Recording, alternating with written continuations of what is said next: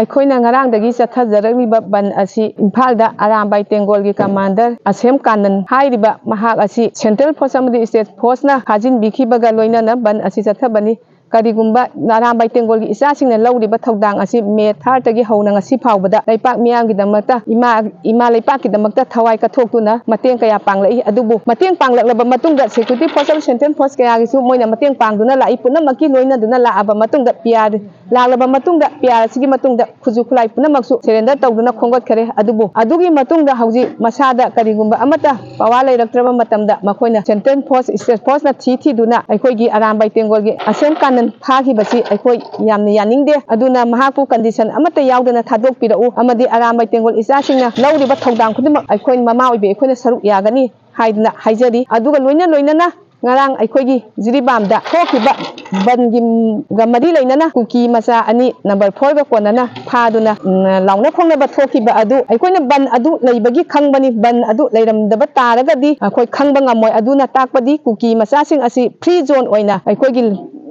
maraksida katukaran chatle songe haibase aikoina khange adubu ngahangai di aikoina phaba khotpa ngamdabani adu asikumba mamoy mafamdadi aikoina chatpa yade buffer zone ni red zone ni aduni haiduna chatlande state force na su makoi mafamdadi chatpa yaroi asigumba red zone lemni ba aduga makoina hangat handa gari thauduna chatliba khotliba free da chatliba sidi kanana athingba pibi bage asi central force amadi state force ki thaudang na tabra aduna asida makoina free zone oina chalapa matamda aphapata kaigumba tholakpa taraga di aikoina state force amadi central force amadi india government gi mathakta aikoina thamjaningbadi asigi daita phata hudi tholpa daita punamakti makoina pugadabani haibase aina haijaningi sikumba thawong asi thoktanaba aikoigi leiriba central force state force na su chatliba maitai gi marakta chatliba kholiba se kanano karino khara section biduna asugumba thawdok phata hudi thoktanaba khona biu aina gari thawduna chaliba kholiba se asigi matang su aikoina miyeng changhaningi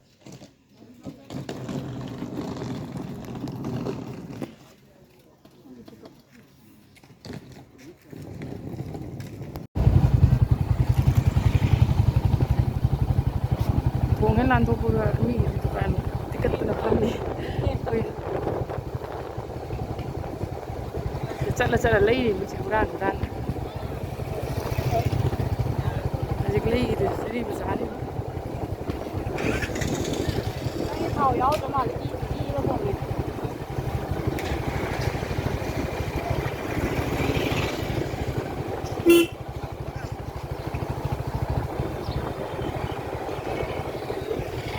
Bazaar mai